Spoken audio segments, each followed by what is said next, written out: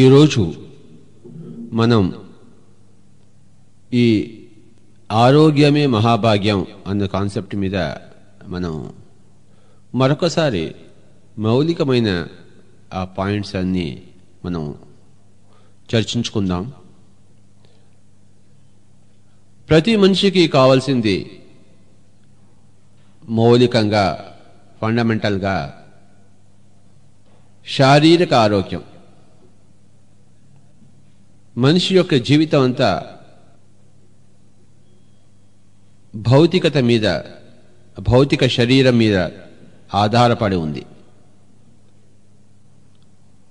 భౌతిక శరీరంగానే మానవుడు ఇక్కడ విలసిల్లుతున్నాడు. కనుక ఈ భౌతిక శరీరం ఎప్పుడు ఆరోగ్యంగాను, శక్తివంతంగాను, చురుకుగాను ఉంటేనే మరి మానవుడి యొక్క జీవితం హాయిగా, ఆనందంగా, సుఖంగా ఉంటుంది.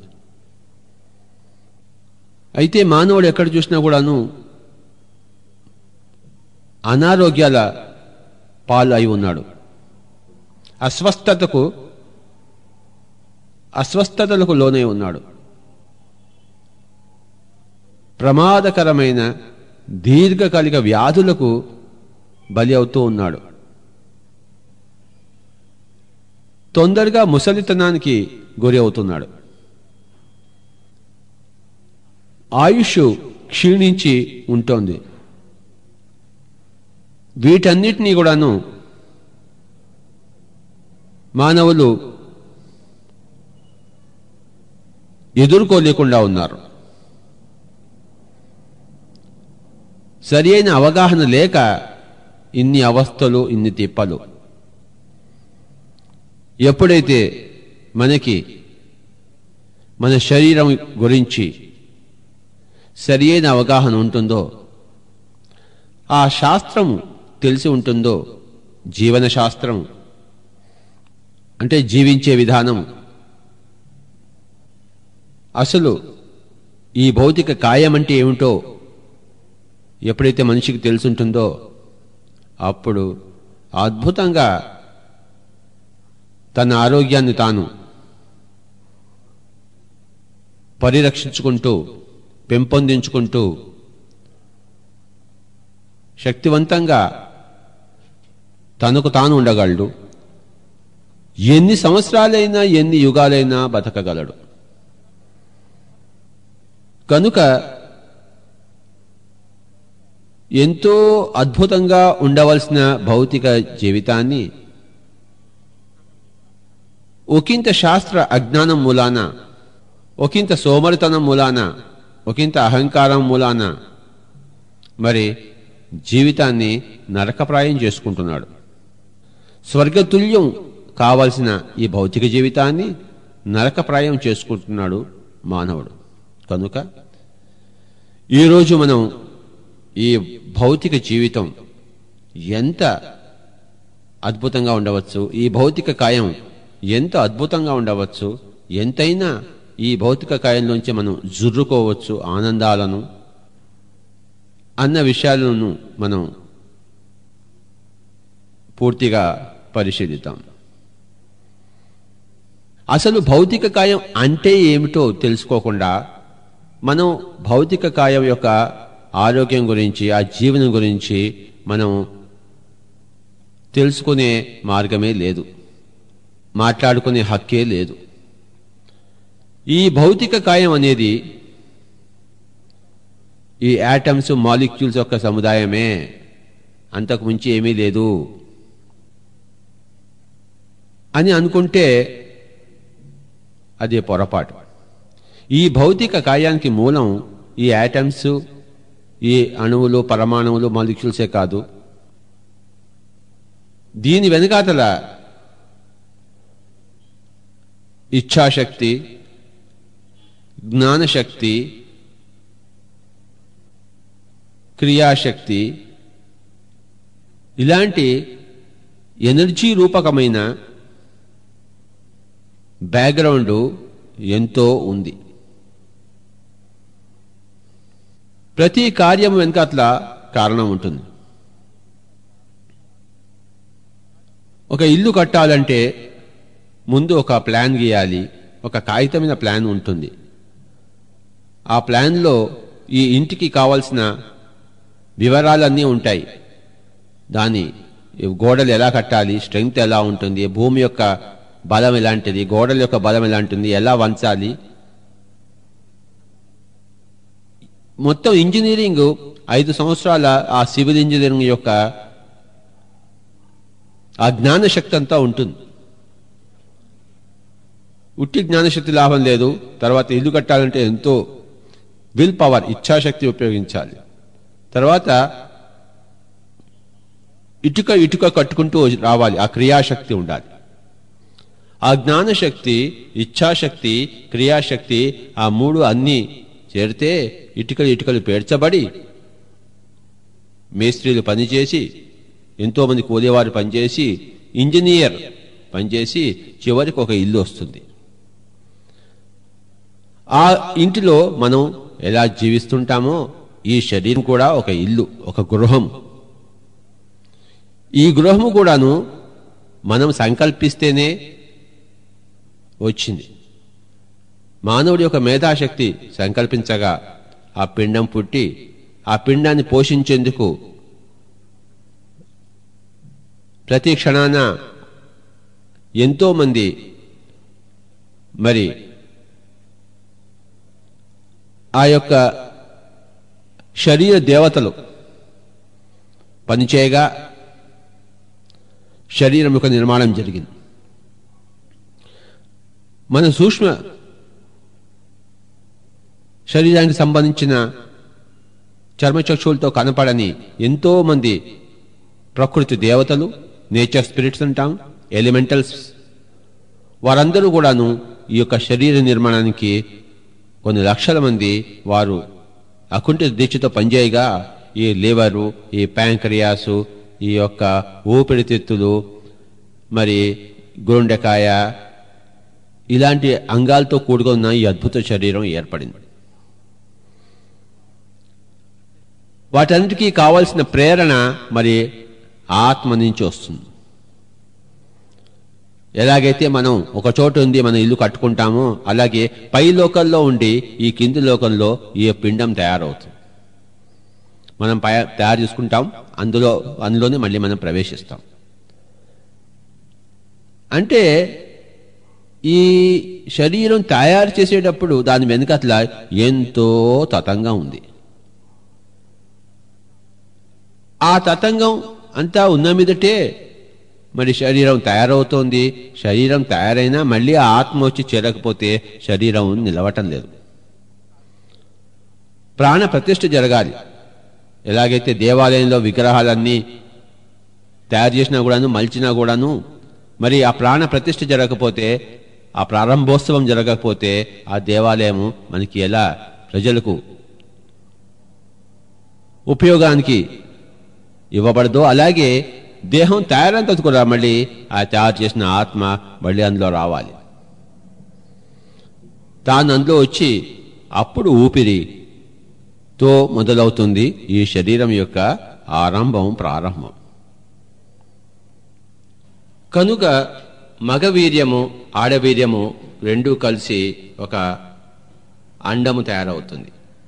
ఆడ మరి ఎగ్ అంటాం మనం, మగ స్పర్మ అంటాము.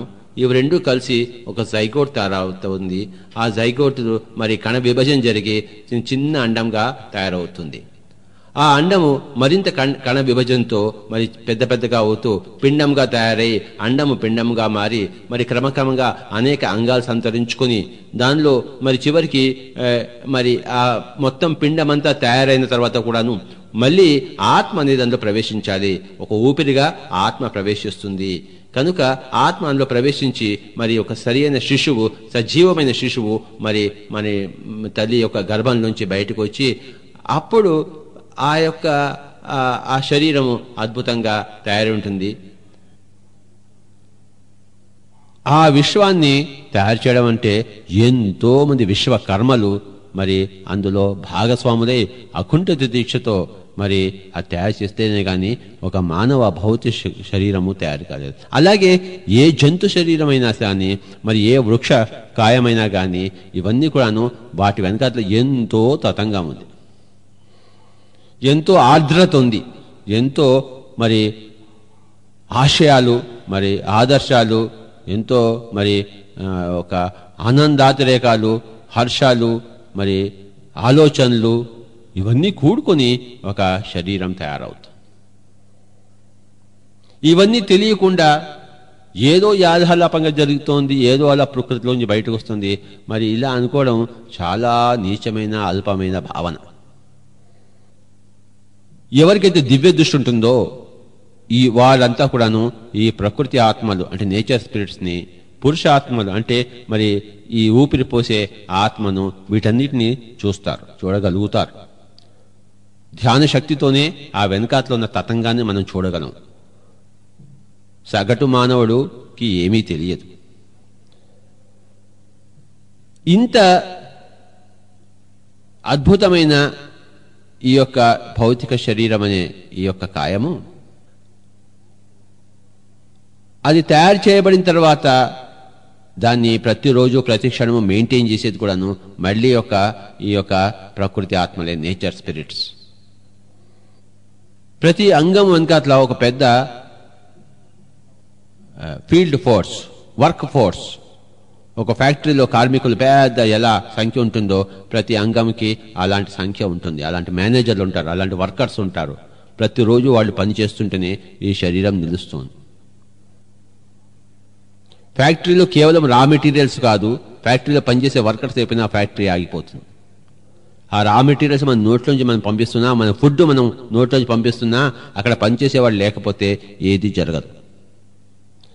కనుక ఆ ఫ్యాక్టరీ నిర్మాణం ఉంటుంది, ఆ ఫ్యాక్టరీ పనిచేసే వర్కర్స్ కార్మికులు ఉంటారు, ఫ్యాక్టరీకి పనిచేయడానికి కావాల్సిన ముడి పదార్థాలు ఉంటాయి. మరి ఆ తర్వాత ఫ్యాక్టరీని అంతటిని పర్యవేక్షిస్తున్న ఓనర్ అయిన ప్రొపరేటరు ఉంటాడు. ఇన్ని తతంగాలు ఉంటాయి. రకరకాల మేనేజర్స్ ఉంటారు, white collar workers, blue collar workers, managers, proprietors, రా మెటీరియల్స్.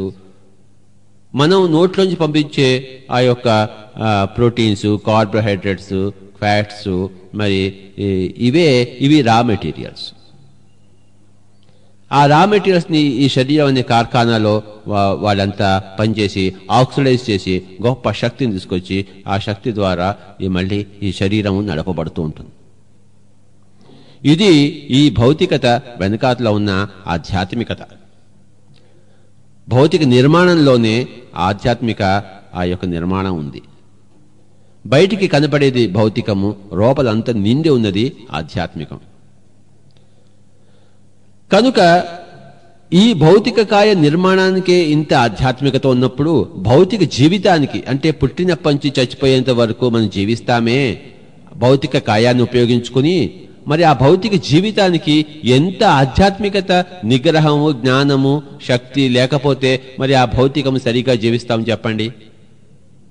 కనుక కేవలం ఆధ్యాత్మిక జ్ఞానంతోనే, విజ్ఞానంతోనే ఈ భౌతిక కాయంలో మనం అత్యద్భుతంగా ఎంతకాలం అంటే అంతకాలం జీవించగలము. ఎప్పుడైతే ఆధ్యాత్మిక జ్ఞానము, విజ్ఞానం లోపించిందో ఈ భౌతిక కాయంని ఇంత అద్భుతమైన భౌతిక కాయైనా సరే ఎంతో క్షీణింపజేసుకుని, చేజేతులారా పాడు చేసుకుని 20 సంవత్సరాలు 30 సంవత్సరాల్లో ఆ శరీరాన్ని క్షీణింపజేసుకుని మరి ఎంతో రోగగ్రస్తులై మనము ఎంతో మరి వ్యాధులు తెచ్చుకుని మనము దీన్ని పాడు చేస్తున్నాము. తొందరగా భౌతిక కాయం వదిలిపెట్టుకుంటున్నాము. మళ్ళీ కొత్త భౌతిక కాయల కోసము ఏడ్చుకుంటున్నాము చనిపోయిన తర్వాత. కనుక భౌతిక ఈ కాయ నిర్మాణానికే గొప్ప ఆధ్యాత్మిక రంగము, విజ్ఞానము, శాస్త్రము, బలగము ఉంది. తెర వెనకాతల భాగవతం ఎంతో ఉంది. ఎలాగైతే ఒక సినిమా చూసినప్పుడు మనకి తెర మీద హీరో, హీరోయిన్, విలన్ కనబడతారు, కానీ ఆ తెర వెనకాతల ఎంతమంది డైరెక్టర్లు, అసిస్టెంట్ డైరెక్టర్లు, మరి ఒక వర్కర్స్, ఫోటోగ్రాఫర్స్, మరి కళాకారులు, ఎడిటర్స్ ఎంతమంది ఉంటారో. ఎప్పుడైతే ఇప్పుడు ఇది మాట్లాడుతున్నాను, రికార్డ్ చేస్తున్నాను, అక్కడ రికార్డింగ్ మాస్టర్ ఉన్నారు, ఆయన ఎంతో కష్టపడితే కానీ ఈ క్యాసెట్ మళ్ళీ బయటికి రాదు. అలాగే ఎంతో మంది ఇంజనీర్లు ఉంటారు ఈ క్యాసెట్ నిర్మాణానికి. అలాగే ఎప్పుడైతే ఇది అర్థం చేసుకుంటామో అప్పుడే మనం ఆధ్యాత్మికతకు విలువ ఇచ్చేది. ఆధ్యాత్మికత ద్వారానే ఆధ్యాత్మికత యొక్క ఆ జీవన శాస్త్రాన్ని తెలుసుకున్నప్పుడే భౌతిక జీవన శాస్త్రాన్ని మనం తెలుసుకుంటాం. మనం ఆత్మలము అని మొట్టమొదటిగా తెలుసుకోవాలి. ఈ శరీరము అని అదే నేను అనుకుంటే అక్కడే ఆదిలోనే హంసపాద అయిపోయింది. పప్పులో కాలి వేసేసాము, ఇంకా పప్పులోంచి కాలు తీసేదే లేదు. జీవితం అంతా రసాభాస, అయోమయం, తికమక, రోగగ్రస్తము, బాధామయం, దుఃఖమయం, ముసలితనము, చావు.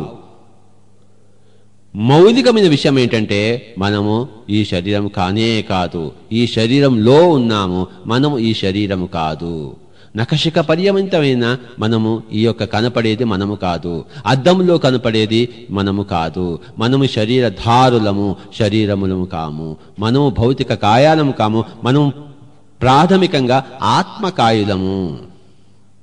ఆత్మకాయము మరి తన అవసరాల కోసం అప్పుడప్పుడు భౌతిక కాయాలను సృష్టించుకుంటూ అందులో జీవిస్తూ ఉంటుంది. మనము ఆత్మకాయము.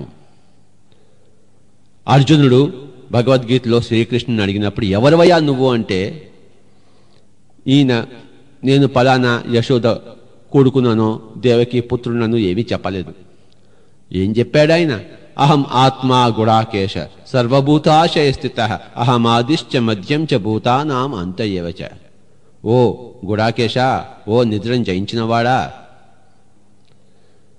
నేను ఆత్మను, నేను ఆత్మకాయుడను, నేను ఈ దేహాన్ని కాదు, సర్వభూతాశయ స్థితిను, అన్ని సకల ప్రాణికోటికి మరి వాటి యొక్క హృదయాంతరాల్లో ఉన్నవాడిని నేను.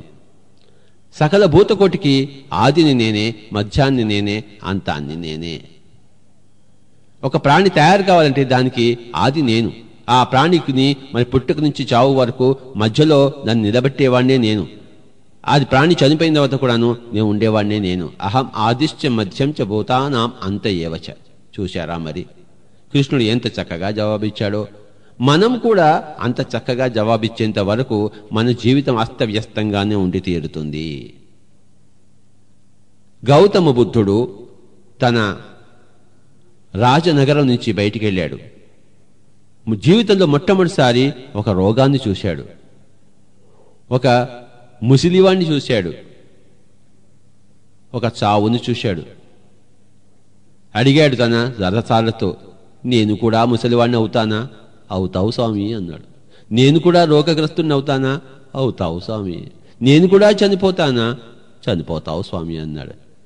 వెంటనే ఆయన వెనక్కి తిప్పు, బండిని తిప్పు, నేను చూడవలసింది అయిపోయింది. వీటి నుంచి నన్ను నేను రక్షించుకోవాలి.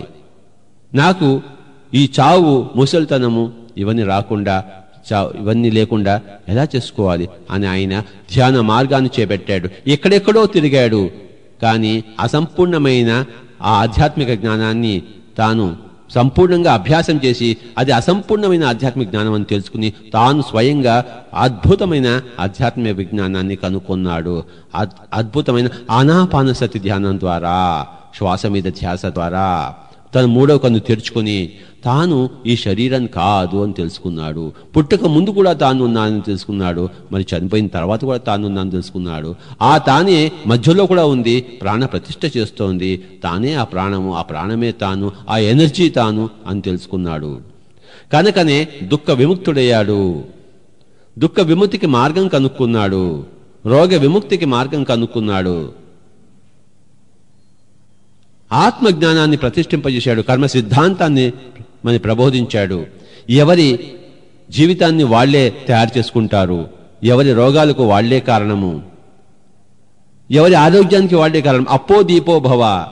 అదే భగవద్గీతలో ఉద్ధరేదాత్మనాత్మానం ఆత్మానమావసాదయేత్ ఆత్మవ్యహాత్మనో బంధు ఆత్మైవ రిపురాత్మన అన్నాడు కదా. ఎవరిని వారే ఉద్ధరించుకోవాలి, ఎవరి ఆరోగ్యం వాళ్లే సంపాదించుకోవాలి, ఎవరి అనారోగ్యానికి కారకులు వారే, ఎవరికి వారే తమ అశాస్త్రంతో కిందికి దిగజారిపోయి ఉన్నారు. రోగగ్రస్తులే ఉన్నారు, వ్యాధిగ్రస్తులే ఉన్నారు, మరణము పొందుతున్నారు. కానీ ఎవరికి వారు సంరక్షించుకుంటే మరి రోగపీడితులు కానక్కర్లేదు, వ్యాధిగ్రస్తులు కానక్కర్లేదు. కనుక ఎవరిని వారు ఉద్ధరించుకోవాలి. మన శరీరాన్ని ఆరోగ్యవంతంగా, సమర్థవంతంగా, శక్తివంతంగా, చిరంజీవత్వంగా సదా మనం ఎలా ఉంచుకోవాలి? వజ్రకాయంగా అంటే మనము ఈ యొక్క కేవలము ఆధ్యాత్మిక విజ్ఞానంతోనే అది సాధ్యము. ఆరోగ్యమే మహాభాగ్యానికి మరి ఆత్మజ్ఞానమే మహాశాస్త్రం అన్న మూలం తెలుసుకోపోతే ఆరోగ్యమే మహాభాగ్యం అని తెలియదు. ఆత్మజ్ఞానమే మహాశాస్త్రం, ఆ ఆత్మజ్ఞానమే మహాశాస్త్రం అన్న దాంతోనే ఆరోగ్యమే మహాభాగ్యం వస్తుంది. మనము ఇప్పుడు ఈ ఆత్మజ్ఞానం అనే మహాశాస్త్రం ద్వారా ఆరోగ్యం అనే మహాభాగ్యం ఎలా మనకు సిద్ధిస్తుందో మనం కూలంకషంగా దయచేసి తెలుసుకుందాము. గుర్తుంచుకోవాల్సిన విషయం ఏంటంటే ఆత్మశాస్త్రమే మహాశాస్త్రము, ఆత్మజ్ఞానమే మహాజ్ఞానము. మనమంతరూ ఆత్మలం. ఆత్మ అనంత శక్తివంతమైనది. అంటే ఆత్మ ద్వారా తయారు చేయబడిన ఈ యొక్క భౌతిక కాయం కూడా అనంత శక్తివంతమైనది. మనం దాన్ని సరిగ్గా చూసుకుంటే అది ఎన్ని లక్షల సంవత్సరాలైనా ఉంటుంది. సరిగ్గా చూడడం అంటే ఏమిటి? ఒకటి, బాగా గాలి అంటే ఆక్సిజను, నీరు ఇవ్వడం. ఆ తర్వాత సరైన విధంగా ఆహారం ఇవ్వడం. ఫస్ట్ దానికి బోల్డ్ అంతా ఆక్సిజన్ ఇవ్వాలి, ప్రాణశక్తిని ఇవ్వాలి, ప్రాణవాయువుని అలా పూరిస్తూనే ఉండాలి. శరీరము తనంతట తాను ఆక్సిజన్ తీసుకుంటుంది, కానీ మనం కూడా దానికి ఎప్పుడు కూడాను ఆ ప్రాణశక్తిని ధారపోయాలి. ప్రతిరోజు కూడాను కళ్ళు రెండు మూసుకొని శ్వాస మీద ధ్యాస ఉంచితే గంట సేపు, 2 గంటల సేపు అద్భుతమైన ప్రాణశక్తి మనం ఆ శరీరంలో పంపుతాము. ఎన్ని లక్షల సంవత్సరాలు ఉంటుంది. ప్రాణశక్తితో తయారైన మరి ఈ యొక్క వాహనానికి ఎప్పుడు కూడా ప్రాణశక్తిని సరఫరా చేస్తూ ఉండాలి.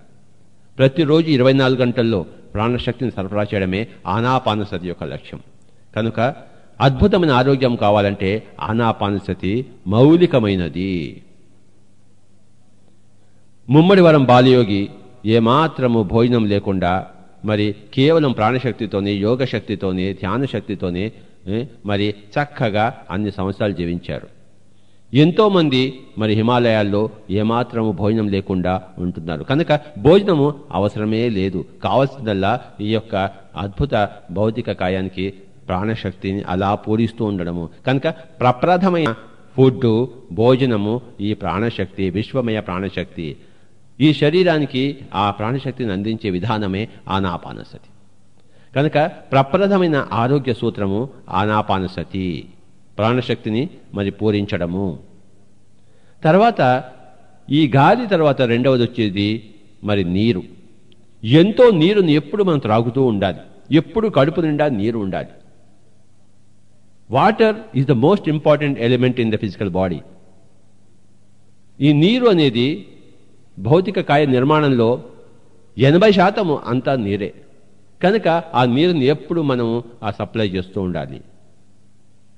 ఎప్పుడు పొద్దున్న లేచినప్పటి నుంచి రాత్రి వరకు అలా గటగట నీళ్లు తాగుతూనే ఉండాలి. యోగులు ఎప్పుడు కమండలంలో నీళ్లు పెట్టుకుని ఉంటుండేవారు. ఎందుకు? ఆ కమండలంలో నీళ్లు ఎప్పుడు తాగుతూనే ఉండేవారు. యోగి అంటే ధ్యానం చేసేవాడు. ఒక పక్కన భౌతిక కాయానికి ప్రాణశక్తిని ఇస్తున్నాడు, ఇంకో పక్కన నీటిని పుష్కలంగా ఇస్తున్నాడు. ఎప్పుడైనా ప్రసాదంగా భోజనం చేస్తాడు. కనుక ఆరోగ్యమే మహాభాగ్యానికి గాలితో అంటే ఆనాపానసతితో ప్రారంభమవుతుంది ఆ మహాభాగ్యము. నీటితో ఆ మహాభాగ్యం నిలుస్తుంది. మరి జీవితం యొక్క రుచుల కోసమే, మరి నాలిక యొక్క జిహ్వ యొక్క రుచుల కోసమే అప్పుడప్పుడు చక్కగా మరి మరి చక్కటి ఫలాలు, చక్కటి పళ్ళు, చక్కటి మరి వంటలు చేసుకుని చక్కగా తినవచ్చు. కానీ అది 3వ ప్రిఫరెన్స్ మటుకే. ఫస్ట్ ప్రిఫరెన్స్ ప్రాణశక్తి, 2వ ప్రిఫరెన్స్ నీరు, ఆ తర్వాత 3వదే మరి మనము తినే ఆహారము, ఫుడ్. కనుక ఇది గుర్తుంచుకోవాలి. ఈ గాలి ప్రాణశక్తి కన్నా దానికన్నా మౌలికమైన ఇంకోటి ఉంది. ఎప్పుడు మనం నేను ఆత్మనని మర్చిపోకూడదు. ఆ మరుపుగా ఉంటే ఆత్మశక్తి దానికి లభించదు. ప్రాణశక్తి కన్నా మౌలికమైనది ఆత్మశక్తి. నేను ఎప్పుడు ఆత్మనే అని ఎప్పుడు భావనలో ఉంటే అపారమైన ఆత్మశక్తి భౌతిక శక్తికి లభిస్తుంటుంది, భౌతిక కాయానికి లభిస్తుంటుంది. కనుక మొట్టమొదటి ఫుడ్ ఆత్మశక్తి ఇవ్వాలి. అంటే నేను ఆత్మననే భావన, మరి ఆ భావంతోనే జీవించాలి సార్. నేను దేహాన్ని, నేను నఖశిక పర్యంతాన్ని అనే భావంతో కాకుండా నేను ఆత్మను, అహం ఆత్మా గుడాకేశ అని ఎప్పుడు ఆత్మగా జీవిస్తే ఆ భౌతిక కాయం ఎప్పుడు నశింపుండదు. ఫస్ట్ ఆత్మశక్తిని అనుక్షణము ప్రతి భావంలోనూ భౌతిక కాయానికి అందిస్తూ, మరి ఆనాపానసతి ద్వారా రోజుకి ఎవరి వయసు ఎంతుందో అన్ని నిమిషాలు అద్భుతమైన విశ్వమయ ప్రాణశక్తిని ఇస్తూ, మరి పొద్దుంచి రాత్రి వరకు అద్భుతంగా నీటిని బాగా జలమయం చేస్తూ భౌతిక కాయాన్ని, మరి అప్పుడప్పుడు చక్కగా మంచి ఫలాలు, మంచి స్వాదిష్టమైన సాత్వికమైన ఆహారము మరి తప్పకుండా ఇవ్వాలి. తమోగుణమైన రజోగుణమైన ఆహారము పూర్తిగా వర్జ్యం. అంటే మాంసాహారము పూర్తిగా వర్జ్యం. ఏ యొక్క జంతువుల యొక్క శరీరములు ఈ యొక్క భౌతిక కాయానికి పనికిరావు. మానవుడి శరీరము కేవలము వృక్షజనితమే కానీ, మరి వృక్ష ధాతువుల జనితమే కానీ, మరి ఈ యొక్క జంతువు యొక్క ధాతువులు పనికిరావు. కనుక ఎవరైతే జంతువులను మరి కోసి చంపి తింటున్నారో వాళ్ళు పరమ దారిద్ర్యం అనుభవిస్తారు, పరమ అనారోగ్యం పాలవుతారు, మరి తొందరగా చేస్తారు, రోగగ్రస్తులు అవుతారు. కనుక భోజనం అంటూనే మరి మన మాంసాహారం అన్నది అది పూర్తిగా అది రాక్షస భావన, రాక్షస కృత్యము. ఈ భూమిలో ఆ రాక్షస కృత్యాల మూలనే భూమి అంతా ఇంత నరకంగా తయారైంది. మనుషులు కొట్టుకుంటున్నారు, చేస్తున్నారు. కనుక భోజనం అంటే కేవలం శాకాహారమే, అందులోనూ ఎక్కువగా మితాహారం. చెప్పాను కదా, ఫస్ట్ ఆత్మశక్తిని అమితంగా తీసుకుంటూ ఉండాలి, ప్రాణశక్తిని అమితంగా తీసుకుంటూ ఉండాలి, మరి నీరుని అమితంగా తీసుకుంటారు, మరి భోజనాన్ని, మరి సాలిడ్ ఫుడ్ని చాలా పరిమితంగా తీసుకోవాలి. చాలా పరిమితమే అవసరం. కనుక పొద్దున్న లేవంగానే మరి చక్కగా నీరు తీసుకుని చక్కగా మరి స్వాదిష్టంగా వేడిగా ఉన్నవి మరి వండుకుంటూ ఫ్రెష్గా అప్పటికప్పుడు వండుకొని తినాలి. మరి ఎక్కువ తినకూడదు. ఆకలి ఎంతుంటే అంతే తినాలి. ఆకలి లేకపోతే నోట్లోకి ఒక ముద్ద కూడా పోకూడదు. ఆకలి ఎంతుంటే అంత కొద్దిగా ఆకలి సగం తీరడానికి మనం ఒక ఇడ్లీనో ఒక వడనో తింటూ, ఒక అరటిపండో తింటూ, మళ్ళీ ఒక 4-5 గంటల తర్వాత మరి ఒక ద్రాక్ష గుత్తి తింటూ, లేకపోతే ఒక ఖర్జూరపు కాయ తింటూ, లేకపోతే ఒక చక్కటి మరి ఒక సగం దోశ తింటూ, ఈ విధంగా చక్కటి ఆలుగడ్డ ఉడికించుకుని కాస్త తీసుకుంటే మీ ఇష్టం, ఏదన్నా తినండి మాంసాహారం తప్పితే. అది అప్పుడప్పుడు కొద్దిగా ఆకలి ఉన్నప్పుడు కొంచెం అలాగా జిహ్వ యొక్క దాని యొక్క గ్రంథులు సాటిస్ఫై చేయడం కోసం పెడుతూ, రసాస్వాదం కోసం ఉంచుతూ, భౌతికంగా మరి ఆరోగ్యానికి మట్టుకు కావాల్సింది ప్రాథమికంగా ఆత్మశక్తి. ఎప్పుడు నేను ఆత్మననే భావన, ప్రాణశక్తి ఆనాపానసతి ద్వారా ఎంతో నీరు తాగుతూ, మరి అప్పుడప్పుడు ఇలా 2 గంటలకు 3 గంటల సార్లు ఒకానొక ముద్ద నోట్లోకి పంపిస్తుంటే అది సరైన మరి ఆహార విధానం అవుతుంది. భగవద్గీతలో కృష్ణుడు అన్నాడు, యుక్తాహార విహారస్య. యుక్తాహార అంటే సరి అయిన ఆహారము అంటే ఏది పెట్టాలో అదే పెట్టాలి, ఎప్పుడు పెట్టాలో అప్పుడే పెట్టాలి, ఎంత పెట్టాలో అంతే పెట్టాలి. ఎప్పుడు పెట్టాలి భోజనం? ఆకలి వేసినప్పుడే. ఎంత పెట్టాలి? ఆకలి వేసినంతే. ఏది పెట్టాలి? శాకాహారమే. ఇవన్నీ వెరసి యుక్తాహారం అవుతుంది. అలాగే విహారం, మరి సెక్స్, ఈ ఎంజాయ్మెంట్ ఇవి కూడాను మరి ఎక్కువగా చేస్తే ఆరోగ్యం క్షీణిస్తుంది. అవి ఎంత ఉండాలో అంత ఉండాలి. అలాగే మరి నిద్ర అన్నది కూడాను ఎక్కువ ఉండకూడదు, మరి తక్కువ ఉండకూడదు. ఇవన్నీ కూడా ఆరోగ్య సూత్రాలు. కనుక తర్వాత మేము సిగరెట్ త్రాగచ్చా అని కొంతమంది అంటారు. అప్పుడప్పుడు త్రాగచ్చు, అది ఏమిటో రుచి చూడడం కోసం. కానీ పొదుగుగా త్రాగితే మరి ఆరోగ్యం క్షీణించకేమవుతుంది, క్యాన్సర్లు రాకేమవుతాయి. మేము త్రాగవచ్చా అంటారు. పొదుగుగా త్రాగితే మరి అంతా చెడిపోతుంది, అస్తవ్యస్తం. అప్పుడప్పుడు రుచి కోసం తాగవచ్చు, అది ఏమిటి ఎలా అని తెలుసుకోవడం కోసం.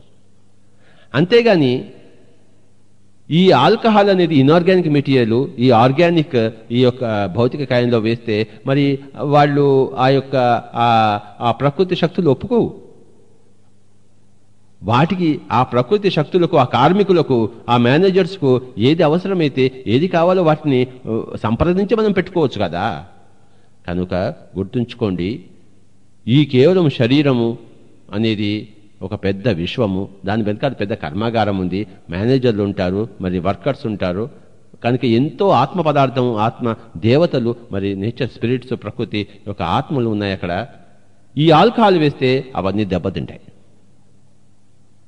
అప్పుడు అవి సరిగా పనిచేయవు, ఆ కార్మికులు సరిగా పనిచేయరు, ఈ భౌతిక కాయం దెబ్బతింటుంది. కనుక ఆల్కహాల్ అని సస్యంలో వర్జ్యము.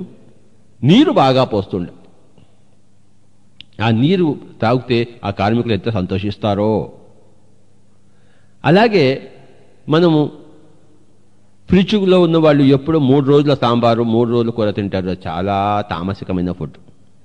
ఎప్పటికప్పుడు ఫ్రెష్గా చేసుకోవాలి, వేడిగా తినాలి, ఫ్రెష్గా తినాలి, తాజాగా ఉండాలి కూరలు, అప్పటికప్పుడు వండుకొని తినాలి. మనం వండుకునే దానికి 2 నిమిషాలు సరిపోతుంది, ఎందుకంటే మనం తినేది చాలా స్వల్పం కనుక శాకాహారము, పరిమితాహారము, మరి ఈ యొక్క రసాయనిక పదార్థాలు, ఆల్కహాల్స్ ఇవన్నీ వేయకుండా ఉండడము, ఇవన్నీ కూడాను ప్రాథమిక ఆరోగ్య సూత్రాలు. శరీరాన్ని బాగా కష్టపెట్టాలి, ఎంతో ఎక్సర్సైజ్ చేయాలి, బాగా నడక సాగాలి. నడిచేటప్పుడు చెప్పులు లేకుండా పర్వతాలు, కొండలు, అరణ్యాలు ఇవన్నీ తిరగాలి. ఆ కాళ్లలోంచి, పాదాల్లోంచి ఎంతో శక్తి వస్తుంది మనకి. భూమి అంతా శక్తిమయం కనుక. తర్వాత స్నానం పోసుకునేటప్పుడు ఎక్కువసేపు మనం స్విమ్మింగ్ పూల్స్లో, నదుల్లో, మరి సరస్సులలో ఉండాలి. బాగా శరీరం అంతా నీళ్లు తడవాలి. బయట నీరు ఉండాలి, లోపల శరీరం లోపల నీరు ఉండాలి. కనుక ఎంత ఎక్కువ మనం స్నానం చేస్తే అంత ఎక్కువగా అద్భుతంగా ఆరోగ్యంగా ఉంటాం. తర్వాత ఎప్పుడు కూడాను నాకు 60 ఏళ్ళకి 70 ఏళ్ళకి నాకు ముసలితనం వస్తుందని ఎప్పుడు ఆలోచించకండి. ముసలితనం ఎప్పుడు రాదు. యద్భావం తద్భవతి. మన భావనతోనే మన ముసలితనం వస్తుంది, మన భావనతోనే మనకు చావు వస్తుంది. నాకు చావు లేదు అనుకోండి, ఎప్పుడు చావు రాదు, ఎప్పుడు ముసలితనం రాదు. కనుక ఏది తినాలో, ఎంత తినాలో, ఎలా తినాలో అలా తింటూ, ఏది తినకూడదో, ఎలా తినకూడదో, ఎంత తినకూడదో అలా తినకుండా ఉంటే, బాగా నీళ్లు తాగుతూ ఉంటే, ఫలాలు బాగా తింటూ ఉంటే, నేచర్ ఫుడ్ ఫలం అనేది మానవుడికి నిర్దేశించబడిన ప్రకృతి యొక్క ఆహారము ఫలం. ఫలాలే తినాలి. కనుక ఫలాహారం. మాంసాహారులందరూ శాకాహారులు కావాలి, చివరికి శాకాహారులందరూ ఫలాహారులు కావాలి. ఆ ఫలాహారులందరూ కూడాను ఒక పక్కన ఫలాహారము, మరో పక్కన శ్వాసాహారము అంటే ప్రాణశక్తి తీసు. ఆత్మాహారం కూడా తీసుకోవాలి. ఎప్పుడు ఆత్మాహారం గుర్తుంచుకోండి. ఎప్పుడు నేను ఆత్మననే భావనే ఆత్మాహారము. ఆత్మాహారం అత్యంత అద్భుతమైన శక్తివంతమైనది. ఆత్మాహారాన్ని ఇస్తూ, శ్వాసాహారాన్ని ఇస్తూ, శాకాహారాన్ని ఇస్తూ, జలాహారాన్ని ఇస్తూ ఉండాలి. ఇది ఆరోగ్యమే, మరి మహాభాగ్యం అని తెలుసుకోవడానికి, అలా జీవించడానికి మనకు కావలసిన పరిజ్ఞానం. ఈ ఆత్మ విజ్ఞానం లేకపోతే ఎప్పుడు కూడాను ఈ భౌతిక విజ్ఞానం రాదు. కనుక ఆత్మశాస్త్రమే ఆరోగ్య శాస్త్రము. ఎక్కడైతే ఆత్మశాస్త్రం లేదో అక్కడ ఆరోగ్య శాస్త్రం లేదు. ఆత్మశాస్త్రమే మహాశాస్త్రము, ఆరోగ్యమే మహాభాగ్యము. మేడలు మిద్దలు మహాభాగ్యాలు కావు. ఐశ్వర్యాలంటే మేడలు మిద్దలు కావు.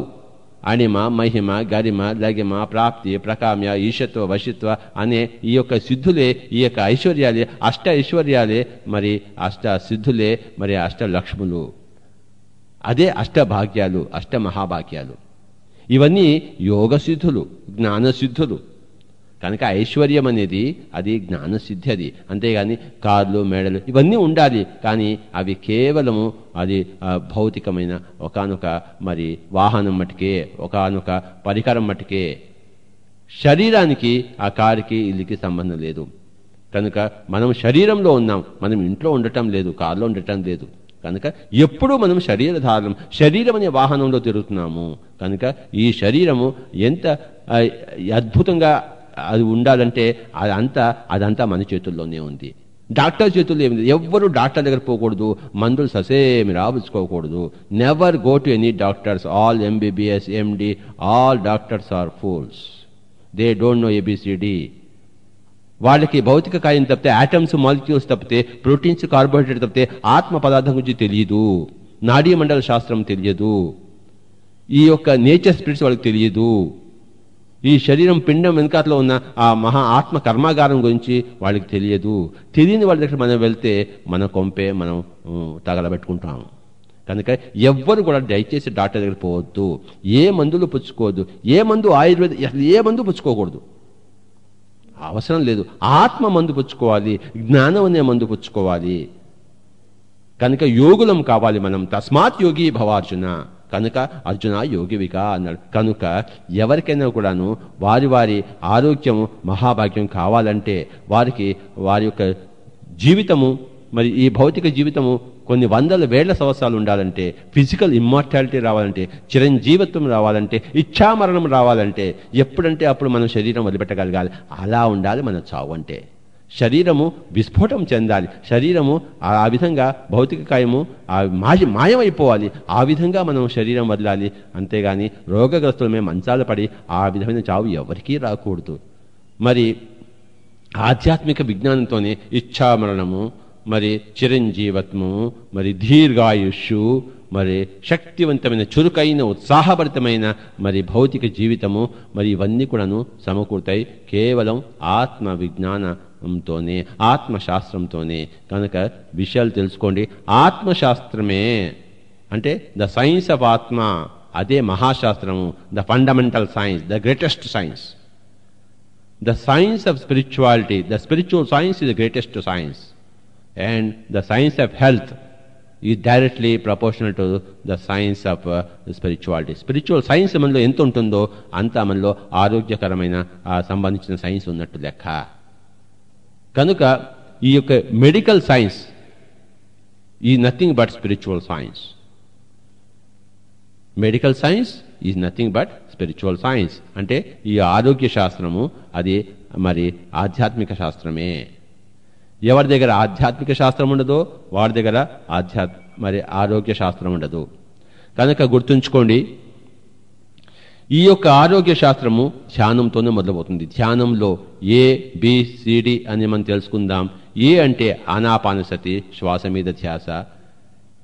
బి అంటే చిత్తవృత్తి నిరోధము, అంటే మన మైండ్ ఎంటీ కావడము. సి అంటే అద్భుతమైన విశ్వమయ ప్రాణశక్తి మన లోపలికి ఆవాహనం చేసుకోవడము, మరి యాక్సెసింగ్ కాస్మిక్ ఎనర్జీ.